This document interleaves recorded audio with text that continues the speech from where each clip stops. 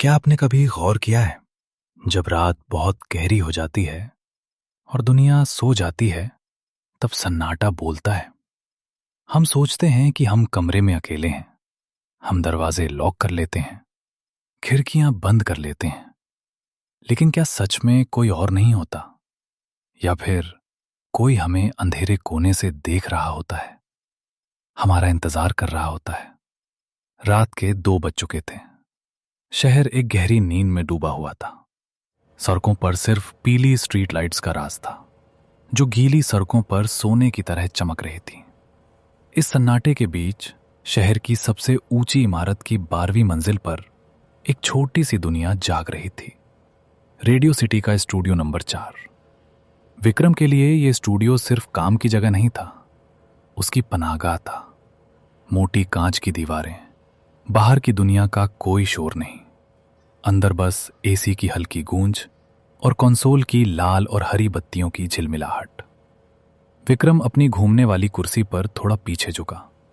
30 साल का यह नौजवान, जिसकी मुस्कान उसके चेहरे से ज्यादा उसकी आवाज में रहती थी। उसने अपने हेडफोन ठीक किए, माइक्रोफोन के करीब आकर बैठ गया। उसने गला साफ किया और कंसोल का फेडर ऊपर कर दिया। दोस्तों, स्वागत है मिडनाइट शो में। रात के इस सन्नाटे में मैं हूं आपका दोस्त, आपका हमसफर विक्रम। मुझे पता है, आप में से कुछ लोग किसी की याद में जाग रहे हैं और कुछ किसी को भुलाने की कोशिश में। जो भी वजह हो, अगला 1 घंटा मैं आपके साथ हूं। स्टूडियो की पीली रोशनी कांच पर पड़कर एक हल्का सा रिफ्लेक्शन बना रही थी।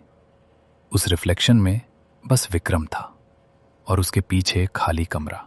बाहर काला आसमान, इक्का दुक्का गाड़ियों की हेडलाइट्स, सब कुछ सामान्य, सुरक्षित। विक्रम ने एक पुराना गाना प्ले किया। पुराने रेडियो स्टाइल म्यूजिक की धुन कमरे में फैल गई। उसने अपने कॉफी मग को उठाया। कॉफी अभी भी गर्म थी। उसने धीरे से एक घूंट लिया, फिर कांच की तरफ देखा। उसे बस अपना चेहरा दिखा, हल्की मुस्कान, थकान की एक रेखा, लेकिन डर नहीं। गाना चल रहा था। तभी कंसोल पर कॉल की लाल बत्ती जली। विक्रम हल्का सा मुस्कुराया। लो जी, पहली कॉल आ गई। देखते हैं रात की नींद किसकी उड़ी हुई है। उसने बटन दबाकर कॉल कनेक्ट किया। हेलो, मिडनाइट शो में आपका स्वागत है। मैं विक्रम बोल रहा हूं। कौन बोल रहे हैं आप? कुछ सेकंड तक कोई जवाब नहीं आया, बस बहुत हल्की, भारी सी सांसों की आवाज। हेलो, आप मुझे सुन पा रहे हैं? आपकी आवाज नहीं आ रही। दूसरी तरफ से कोई शब्द नहीं, सिर्फ सांसें। फिर अचानक लाइन कट गई। विक्रम ने हल्का सा हंसने की कोशिश की। लगता है नेटवर्क ने हाथ खड़े कर दिए हैं दोस्तों। कोई बात नहीं, गाना चलने दीजिए। गाना खत्म हुआ। विक्रम फिर से माइक की तरफ झुका। दोस्तों, अभी किसी का कॉल आया था, लेकिन शायद कनेक्शन टूट गया। अगर आप दोबारा कॉल करना चाहें तो नंबर आपको पता है। मैं इंतजार कर रहा हूं। उसने अगला ट्रैक तैयार किया। तभी फिर से वही लाल बत्ती जली। इस बार स्क्रीन पर नंबर साफ नहीं दिख रहा था, जैसे डिस्प्ले पर हल्का सा गड़बड़ हो। विक्रम ने थोड़ा भौहें सिकोड़कर स्क्रीन देखा, फिर कंधे उचकाकर कॉल उठा लिया। हेलो, कौन बोल रहे हैं? इस बार दूसरी तरफ से बहुत धीमी लेकिन साफ आवाज आई। हेलो, विक्रम। आवाज अजीब थी। न मर्द की साफ लग रही थी, न औरत की, जैसे गला थोड़ा बैठा हो। जी, कौन? आपने अपना नाम नहीं बताया। आवाज में हल्की सी हंसी खुल गई। नाम से क्या होगा, मैं तो आपको देख ही रहा हूं। विक्रम ने मुस्कुराने की कोशिश की। अच्छा, आप मुझे देख रहे हैं। चलिए बताइए, मैं कैसा दिख रहा हूं? आपने नीली शर्ट पहनी है, जीन्स पहनी है और आपके जूते काले हैं। विक्रम ने नीचे नजर डाली। हाँ, काले जूते ही थे। उसने सोचा, ये तो कोई भी अंदाजा लगा सकता है। और क्या देख रहे हैं आप? आवाज ने बिना रुके जवाब दिया। आपके मग में कॉफी है और आपने अभी एक घूंट लिया है। विक्रम की मुस्कान हल्की सी जम गई। उसने कुछ सेकंड पहले ही कॉफी पी थी। उसे लगा शायद ये कोई स्टाफ होगा जो कांच के बाहर वाले कमरे से देख रहा हो। आप बाहर से देख रहे हैं क्या? प्रोडक्शन रूम से? दूसरी तरफ से हल्का सा रुककर जवाब आया, नहीं विक्रम, मैं बाहर नहीं हूं। तो फिर आप कहां से देख रहे हैं? मैं स्टूडियो के अंदर हूं। स्टूडियो के अंदर? विक्रम ने तेजी से चारों तरफ देखा। कमरे में सिर्फ वही था, माइक्रोफोन, कंसोल, कुर्सी, कॉफी मग और खामोशी। उसने हंसने की कोशिश की। अच्छा अच्छा, बहुत हो गया, प्रैंक मत कीजिए। आवाज शांत थी। तुम्हें प्रैंक लग रहा है? अभी तुमने अपनी गर्दन बाईं तरफ घुमाई। विक्रम की सांस रुक सी गई। उसने सच में अभी अभी गर्दन बाईं तरफ घुमाई थी, लेकिन वो ये बात खुद भूल चुका था। उसके माथे पर पसीने की पहली बूंद उभरी। तुम कौन हो? कुछ पल चुप्पी रही, फिर धीमी आवाज आई, मैं वो हूं जिसे तुमने बुला दिया है। एक श्रोता जो रात रात भर तुम्हें सुनता था, कॉल करता था, तुमसे बात करता था। विक्रम ने दिमाग पर जोर डाला। रोज कितने लोगों के कॉल आते हैं, किसी एक को याद रखना आसान नहीं। मैंने बहुत रातों तक तुमसे बात की। तुम मेरे लिए इस अंधेरी दुनिया में अकेली आवाज थे। लेकिन एक रात मैं गया और तुमने नोटिस ही नहीं किया। विक्रम ने घबरा कर कहा, देखिए, अगर आपको लगता है कि मैंने कुछ गलत किया है तो हमें ऑन एयर बात नहीं करनी चाहिए। ये शो के लिए ठीक नहीं है। आवाज में अब हल्की सी सर्दी आ गई।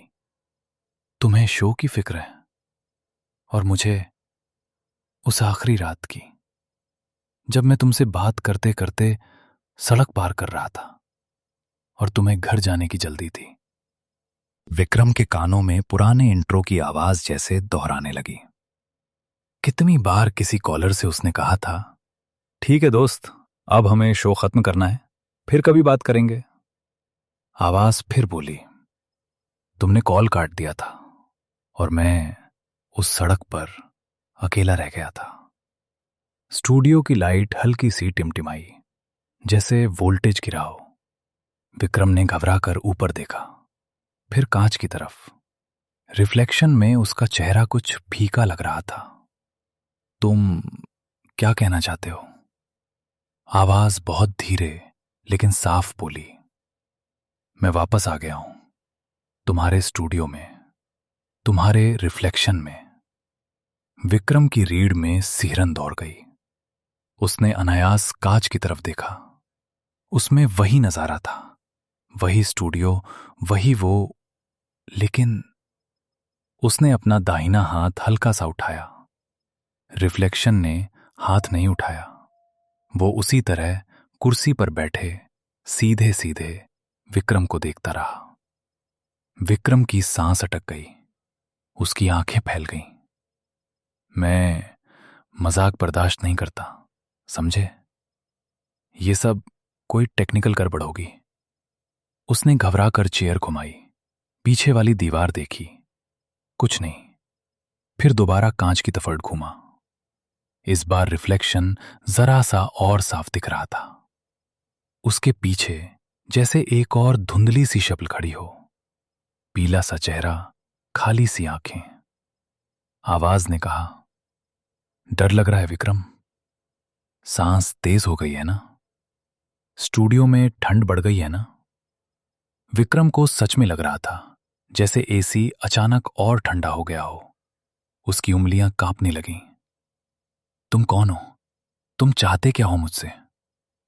आवाज शांत थी, मैं तुमसे वही चाहता हूं जो मैं उस रात चाहता था। बस इतना कि तुम मेरी कहानी सुन लो, पूरी कहानी, बिना कॉल काटे। विक्रम ने कंसोल पर नजर डाली। कॉल डिस्कनेक्ट करने वाला बटन बस एक उंगली की दूरी पर था, लेकिन उसकी उंगली जैसे जकड़ गई हो। अगर मैं कॉल काट दूं तो? आवाज में पहली बार हल्की सी कठोरता आई।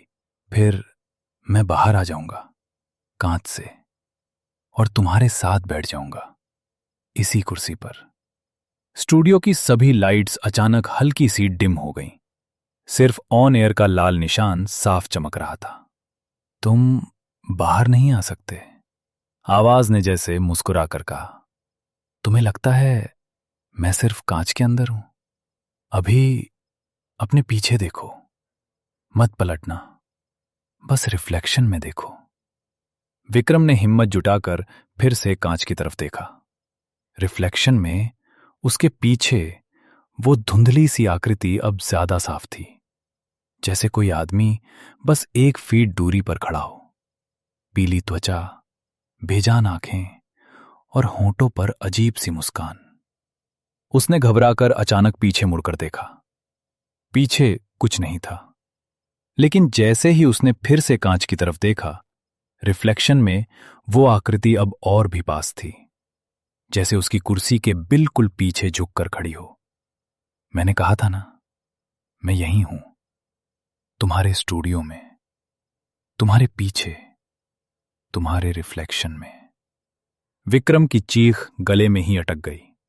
उसकी आंखों से पानी निकलने लगा। उसने कांपते हाथों से स्टूडियो का दरवाजा खोलने की कोशिश की।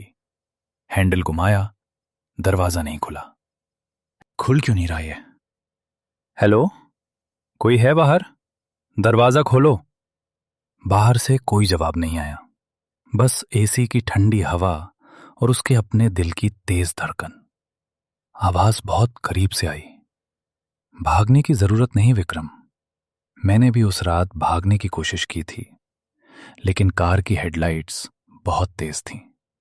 विक्रम ने कोशिश की कि वो माइक बंद कर दे, लेकिन उसकी उंगलियां फिसल रही थीं। रेडियो पर जाने अनजाने ये सब लाइव जा रहा था। हजारों लोग शहर भर में अपने अपने कमरों में ये आवाजें सुन रहे थे, लेकिन किसी को सच नहीं पता था। आवाज ने कहा, तुम हमेशा कहते थे दोस्तों, मैं हमेशा आपके साथ हूं, याद है? अब सच में तुम हमेशा के लिए मेरे साथ रहोगे। अचानक स्टूडियो की रोशनी एक पल के लिए तेज हुई, फिर पूरी तरह बुझ गई। कमरा अंधेरे में डूब गया। बस ऑन एयर का लाल निशान अंधेरे में तैरता हुआ सा दिख रहा था। अंधेरे में एक दबी हुई चीख, फिर सन्नाटा। रेडियो पर बस हल्का सा शोर सुनाई दे रहा था। अगली सुबह जब सफाई करने वाला स्टाफ आया, तो स्टूडियो नंबर 4 का दरवाजा थोड़ा सा खुला हुआ था। अंदर लाइटें जली हुई थीं। कुर्सी पर हेडफोन रखा था। कंसोल ऑन था। कॉफी का मग अभी भी आधा भरा हुआ। उससे हल्की सी भाप उठ रही थी, लेकिन विक्रम कहीं नहीं था। स्टेशन मैनेजर ने घबराकर सीसीटीवी चेक करने की कोशिश की, लेकिन रात के 2 से 3 बजे के बीच रिकॉर्डिंग में बस स्टैटिक था। सफेद सफेद रेखाएं, कोई तस्वीर नहीं। उस रात के बाद मिडनाइट शो बंद कर दिया गया। स्टूडियो नंबर 4 को ताला लगा दिया गया। लेकिन कहते हैं कई बार गहरी रात में जब किसी वजह से रेडियो फ्रीक्वेंसी गड़बड़ा जाती है, तो कहीं कहीं एक जानी पहचानी मखमली आवाज सुनाई देती है। दोस्तों, मैं हूं विक्रम, आपका हमसफर। मिडनाइट शो में आपका स्वागत है। मैं हमेशा आपकी आवाज सुनने के लिए यहां हूं, इसी स्टूडियो में, हेल्प के पीछे। और अगर कभी आप देर रात अपने कमरे में अकेले बैठकर यह आवाज सुने, तो जरा धीरे से अपने कमरे की खिड़की के कांच में झांक कर देखिएगा। शायद कोई आपके पीछे खड़ा हो।